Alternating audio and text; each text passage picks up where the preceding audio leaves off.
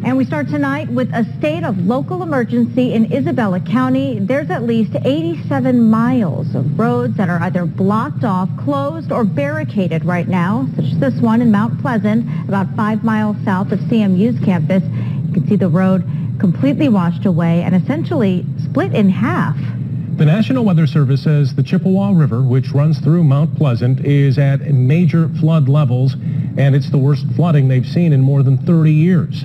The city saw nearly 7 inches of rainfall overnight. And the flooding didn't only just hit mid-Michigan. Up in the northern parts of our viewing area, there was quite the soaking as well. Yes.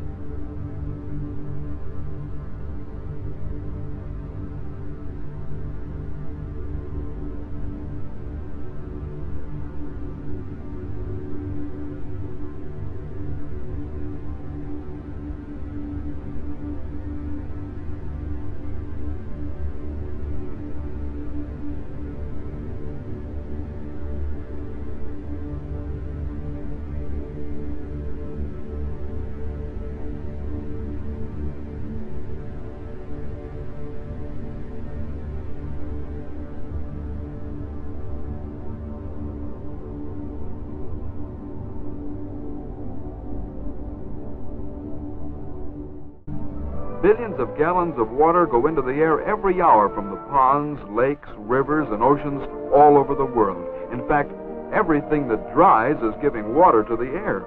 Even wet fields do this.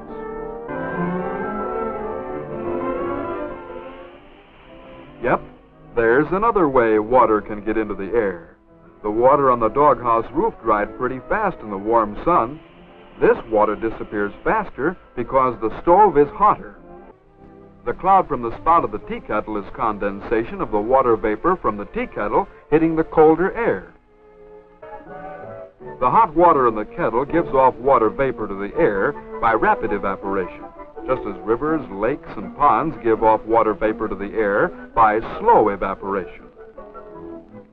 As the hot water-filled air hits the colder air near the ice tray, the water vapor turns into clouds of tiny water droplets floating in the air. Condensation. When the air is quite cold and cannot hold any more water droplets, they collect together to form larger drops, as on the ice tray.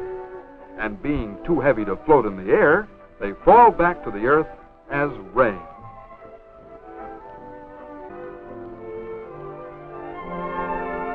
The hot water in the kettle gives off water vapor to the air by rapid evaporation, just as rivers, lakes, and ponds give off water vapor to the air by slow evaporation.